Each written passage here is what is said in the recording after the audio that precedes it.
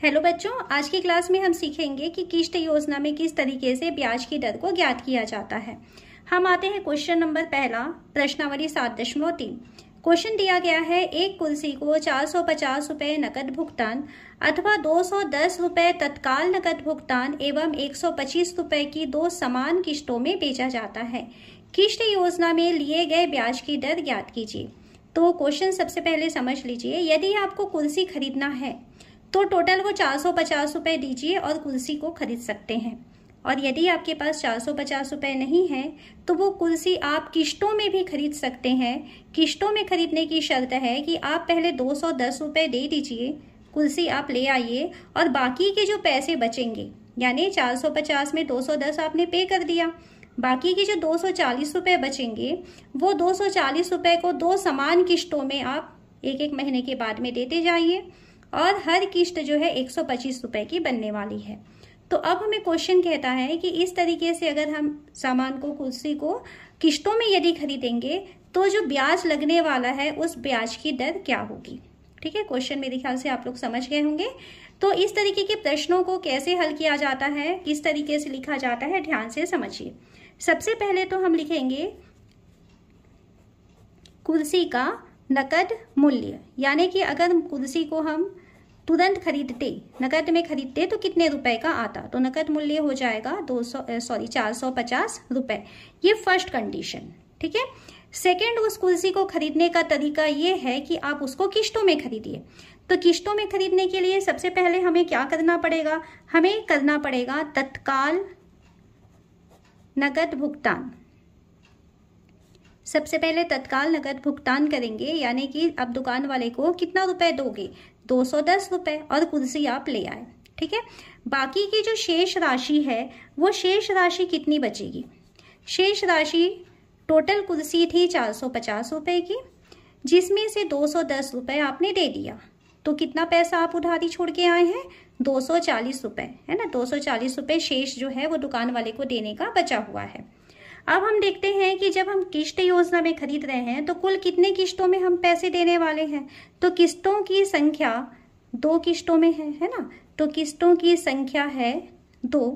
तो किश्तों द्वारा कुल कितने रुपए आपने पे किया, तो किश्तों द्वारा देय राशि कितना पैसा आपने दिया है। एक बार में आप कितना देते हो, 125 रुपए, और 125 रुपए की कितनी किश्त हो रही है, 2 किश्त। तो कुल मिला के आप 250 रुपए उसे दे चुके। ओके, तो इतना पैसा आपने दिया है। अब हम निकालते हैं ब्याज। ब्याज निकालने का तरीका देखिए, आप टोटल 250 रुपए दिए हैं, है ना। जबकि जब आप तत्काल भुगतान किए थे 210 रुपए, तब दुकान वाले के पास आपका उधार बचा हुआ था 240 रुपए। किश्तों में देने से आपको 250 रुपए देना पड़ रहा है, तो 250 में 240 को घटा दीजिए, तो 10 रुपए जो है आपको दुकान वाले को एक्स्ट्रा देना पड़ रहा है। तो ये है इसमें ब्याज। तो पहला चीज हमें मिल चुका कि ब्याज हमें मिल रहा है 10 रुपए फर्स्ट। ओके, उसके बाद हम लेते हैं मूलधन। मूलधन किस तरीके से ज्ञात किया जाता है, ध्यान से समझिए। पहले महीने का मूलधन, पहले महीने का मूलधन। तो पहले महीने का मूलधन क्या होगा, आप 210 रुपए जब दे दिए तो कितना रुपए शेष बचा हुआ था, 240 रुपए, जिस पर हमें ब्याज लगने वाला था। तो पहले महीने का मूलधन है 240 रुपए, जिस पे हम ब्याज देने वाले हैं। फिर इस 240 के उधार में हम एक महीने के बाद 125 रुपए दे के आए हैं। पहली किश्त जब हम पटा दिए तो उसके बाद हमारे पास क्या बचा, तो दूसरे महीने का मूलधन, महीने का मूलधन टोटल 240 में से हम 125 रुपए जब दे चुके, तब उस समय हमारे पास बचा है 115 रुपए। तो इस तरीके से बेटा यहाँ पर जो है कुल मूलधन होता है, कुल मूलधन बराबर पहले महीने का मूलधन 240 रुपए और दूसरे महीने का मूलधन 115 रुपए, यानी कि कुल मूलधन हो रहा है 355 रुपए। ओके, तो आपको मूलधन भी पता चल चुका है। देखिए, दूसरी चीज आपको पता चल चुकी। पहला आपको क्या मिला है, ब्याज 10 रुपए। सेकेंड आपको मिला है मूलधन 355 रुपए। अब हम लेते हैं दर। यहाँ पर सवाल में आपको दर ज्ञात करना था, तो दर हमें नहीं मालूम है, तो दर को आप मान लीजिए चलिए 8% वार्षिक, ये दर हो गया। ये तीसरी चीज पता चल गई आपको, ब्याज, मूलधन, दर। और अब हम आते हैं समय। तो समय कैसे निकालते हैं, ध्यान से समझिए।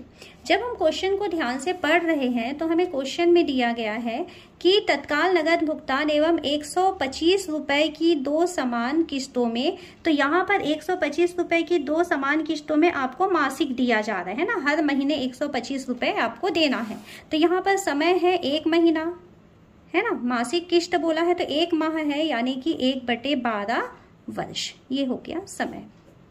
साधारण ब्याज लगेगा तो आपको साधारण ब्याज का फॉर्मूला मालूम है। साधारण ब्याज बराबर होता है मूलधन गुणा दर गुणा समय बटा 100। वैल्यू रखिए, मूलधन का मान है जो अभी हमने निकाला हुआ है 355 रुपए। पहले साधारण ब्याज लिख लो, 10 रुपए निकाले हैं ब्याज की वैल्यू। 10 बराबर मूलधन का मान है 355, दर हमें नहीं मालूम जिसको कि आध लिया गया है, समय है 1/12, 12 नीचे चला जाएगा, गुणा 100। हमें दर आर का मान ज्ञात करना है, तो आर को आप यहीं पर छोड़ दो और यहाँ पहले से 10 है। जब आप पक्षांतर करेंगे तो जो हर की संख्याएं हैं वो अंश में चली जाएंगी, तो 100 गुणा 12 अंश में गया और 355 अंश में था, जब पक्षांतर होगा तो हर में चला जाएगा। ठीक है, अब इसे आपको आर की वैल्यू निकालनी है। जितनी संख्याएं कट सकती हैं काटिए, 5 दूनी 10, 5 सत्ते 35, 5 एकम 5। तो आर का मान आपके पास क्या मिल रहा है, देखो 12 दूनी 24 और 2 शून्य, यानी 2400/71। अब हम इसे भाग का प्रोसेस करते हैं। भाग देने पर हमको इसकी वैल्यू मिल रही है 33.8%। तो यही दर है जिसकी वैल्यू हमको निकालनी थी। सेकेंड क्वेश्चन करते हैं। एक टीवी स्टैंड 3000 रुपए नगद पर बेचा जाता है, ये फर्स्ट कंडीशन। और यदि 3000 रुपए नहीं है तो 600 रुपए तत्काल नकद भुगतान तथा 1250 रुपए प्रति माह की 2 समान किस्तों में उपलब्ध है। फर्स्ट ऑप्शन है 3000 रुपए उसका मूल्य है। यदि 3000 रुपए आप नहीं देना चाहते तो आप तुरंत 600 रुपए दे दीजिए, जिसको कि तत्काल नगद भुगतान कहा जाता है, और बाकी के पैसे 1250 रुपए की किस्तों में 2 बार आप पे कर सकते हैं। हर महीने 1250 रुपए देना है। क्वेश्चन है कि किस्त योजना में लिए गए ब्याज की दर को ज्ञात करना है। तो इस क्वेश्चन में आपको क्या क्या जानकारी मिल रही है, सबसे पहले हम देखते हैं कि अगर आप उसे नगद खरीदना चाहते हैं तो 3000 रुपए, तो पहले हम लिखेंगे नगद भुगतान। तो नगद भुगतान बराबर 3000 रुपए, ये फर्स्ट ऑप्शन है। सेकंड ऑप्शन है कि आप जो है उस टीवी स्टैंड को तत्काल नगद जो है 600 रुपए दे करके ला सकते हैं, और बाकी की जो शेष राशि होगी 600 रुपए देने के बाद आपके कितने रुपए देने बाकी रह जाएंगे, 3000 में 600 आप घटा दीजिए, तो 2400 रुपए जो है शेष राशि आप जो है दुकान वाले के पास में उधार छोड़ सकते हैं। ओके, अब हमें देना था 2400 रुपए, हम कितनी किस्तों में देना चाहते हैं उसको, तो किस्तों की संख्या है 2 किस्तों में हम देना चाहते हैं, और हर किस्त में जो है कितना रुपए किस्त द्वारा भुगतान, कुल कितना भुगतान करेंगे।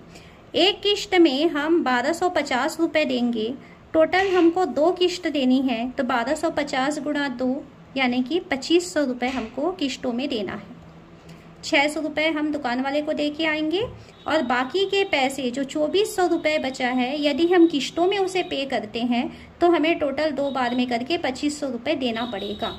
तो यहाँ पर ब्याज कितना हुआ, टोटल हमने 2500 दिया, जबकि हमें देना कितना था 2400 रुपए, यानी जो ये 100 रुपए एक्स्ट्रा दे रहे हैं वो उसका ब्याज हो जाएगा। तो अब हम यहाँ लिख लेते हैं ब्याज।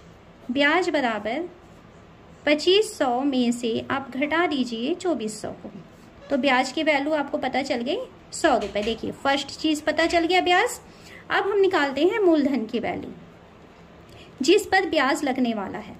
मूलधन क्योंकि 2 मासिक किस्तें हैं इसलिए 2 बार आप मूलधन निकालेंगे। पहले महीने का मूलधन क्या होगा, पहले महीने का मूलधन पहले महीने का मूलधन का मतलब होता है कि आप जो नकद भुगतान दे के आए हैं, तत्काल भुगतान जो दे के आए हैं, उसके बाद आपके पास उस दुकान वाले के पास कितनी उधार बची हुई थी। 2400 रुपये है ना, 3000 में से 600 आपने दे दिया, तो जो बचा था पैसा जिस पर हम ब्याज देने वाले हैं वो है 2400 रुपये। तो ये पहले महीने हम 2400 रुपये का ब्याज देंगे। ठीक है, ये पहले महीने का मूलधन हुआ। फिर उसके बाद हम लिखते हैं दूसरे महीने का मूलधन। 2400 रुपये में से हम एक महीना होने पर 1250 रुपये लौटा दिए उसको, है ना, तो 2400 में से घटा देंगे 1250 रुपये, तो ये हो जाता है 1150 रुपये। जो शेष बचेगा ये दूसरे महीने के लिए मूलधन बन जाएगा। पहले महीने का मूलधन 2400, दूसरे महीने का मूलधन 1150। तो हम यहाँ लिखते हैं बेटा कुल मूलधन। कुल मूलधन क्या होगा, दोनों महीनों के मूलधन को आप जोड़ दीजिए। 2400 में जोड़ देंगे 1150, कितना होगा देखो, ये हो जाएगा 3550 रुपये। ये कुल मूलधन हो जाता है। ठीक है, ब्याज पता चल चुका है, मूलधन पता चल चुका है। इस क्वेश्चन में भी हमें दर की वैल्यू ज्ञात करनी है, तो दर को हम 8% मान लेते हैं, और समय क्योंकि मासिक किस्त देना था तो समय की वैल्यू हो जाएगी 1 माह यानी कि 1/12 वर्ष। अब आप साधारण ब्याज का फॉर्मूला लिख के वैल्यू रख सकते हैं। साधारण ब्याज बराबर मूलधन गुणा दर गुणा समय बटा 100। जो जो मान मालूम है आप रख दीजिए। साधारण ब्याज कितना ब्याज देना पड़ा था उसे, 100 रुपये। 100 बराबर मूलधन का मान 3550, दर का मान R हमें नहीं मालूम है, समय का मान है 1/12, तो 12 को नीचे लिखेंगे और गुणा में है 100। जो संख्याएं कट सकती हैं पहले आप यहीं से काट लीजिए उसको, ये 0 और ये 0 कट जाएगा। बाकी पक्षांतर कर दीजिए, R को यहाँ पे छोड़ते हैं, तो R बराबर 100 पहले से है, 12 और 10 नीचे था, तो 10 गुणा 12 ऊपर चले जाएंगे, 355 गुणा 1 है ना, तो 355 नीचे चला जाएगा। ओके, कट सकता है तो काटें। 5 दूनी 10, 5 सत्ते 35, 5 एकम 5। तो इस तरीके से आपको R का मान मिल रहा है 12 दूनी 24, 100, 2400 बटे 71। पहले क्वेश्चन में हम इसकी वैल्यू निकाल चुके हैं, इसकी वैल्यू आती है 33.8%। ठीक है, तो ये 33.8% प्रति वर्ष जो है ये इसका दर हो जाएगा।